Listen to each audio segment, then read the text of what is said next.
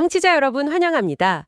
오늘 저희가 함께할 심층 탐구는 유튜브 영상인 기도하는 제자들의 녹취록을 바탕으로 진행해 보려고 하는데요. 네, 이게 배경 자체는 종교적인 텍스트이긴 하지만 특정한 신앙을 넘어서는 아주 보편적인 통찰을 담고 있더라고요. 맞아요. 그래서 오늘 우리의 목표는 인생이 중요한 터닝 포인트를 앞두고 있거나 조직의 새로운 도약을 준비하는 분들이 반드시 갖춰야 할 기대와 인내의 원리를 파헤쳐 보는 겁니다. 제 시선을 가장 먼저 끈 건 바로 농사 비유였습니다. 아, 농사요. 현대인들의 삶과 아주 밀접하게 연결될 수 있는 부분이죠. 네, 청취자 여러분도 더 나은 삶을 위해서 퇴근 후에 피곤함을 무릅쓰고 자기 개발을 하거나 사이드 프로젝트에 시간을 쏟으시잖아요. 그런데 정말 튼실한 열매를 얻으려면 그냥 씨앗만 툭 던져놓는다고 되는 게 아니라는 겁니다. 굳어있는 딱딱한 땅을 갈아엎어야 하고 네, 맞습니다.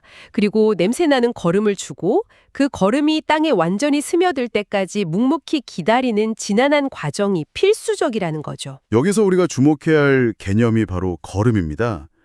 거름이 된다는 건 본질적으로 썩어지고 부서지는 결코 유쾌하지 않은 과정이거든요. 스스로 형체를 알아볼 수 없을 정도로 부서져야 하는 거니까요. 정확합니다.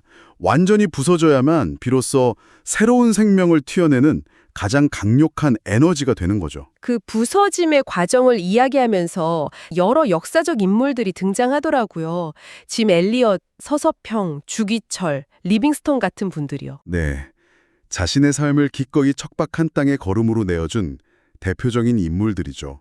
배경 지식이 없는 분들을 위해 조금 덧붙이자면 짐 엘리엇은 아주 전도 유망한 청년이었지만 모든 기득권을 포기하고 남미 정글로 들어갔다가 곧바로 목숨을 잃었습니다. 서서평 역시 평생을 한국의 가장 소외된 사람들을 위해 헌신하다 영양실조로 생을 마감했고요. 세상 기준으로는 실패한, 아니 허무하게 끝난 삶처럼 보일 수 있죠. 하지만 사실 이들은 기꺼이 새로운 땅에 걸음이 된 거였어요.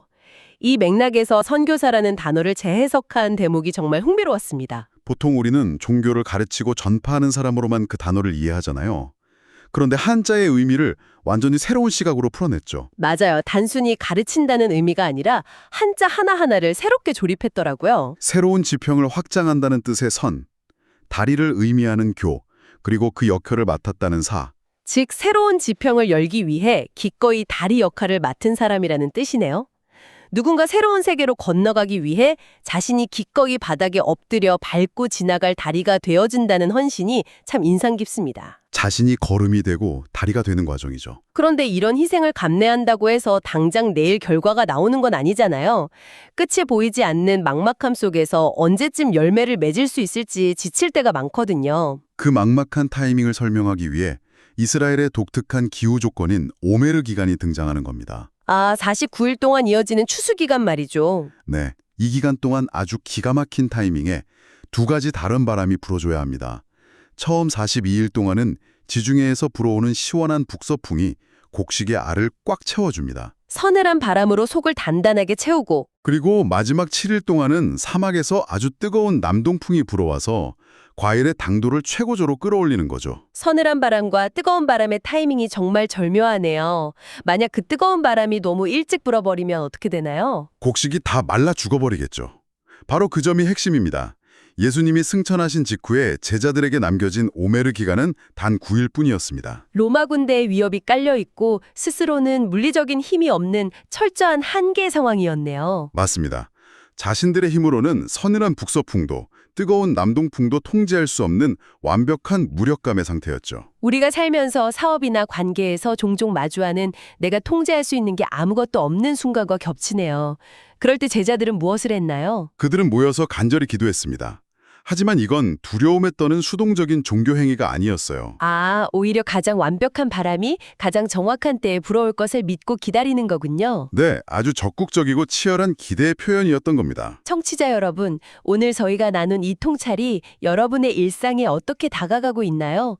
어쩌면 여러분도 지금 당장 성과가 보이지 않아 답답한 걸음의 시기를 묵묵히 견디고 계실지도 모릅니다. 남들이 알아주지 않는 다리 역할을 하느라 지쳐있을 수도 있겠죠. 하지만 그 힘들고 냄새나는 과정이야말로 여러분의 삶이나 조직에 다가올 새로운 지평을 위한 아주 필수적인 영양분이 되고 있다는 걸 꼭 기억하셨으면 좋겠습니다. 모든 것이 클릭 한 번으로 해결되는 시대다 보니 우리는 기다림을 시간 낭비로 여기기 쉽죠.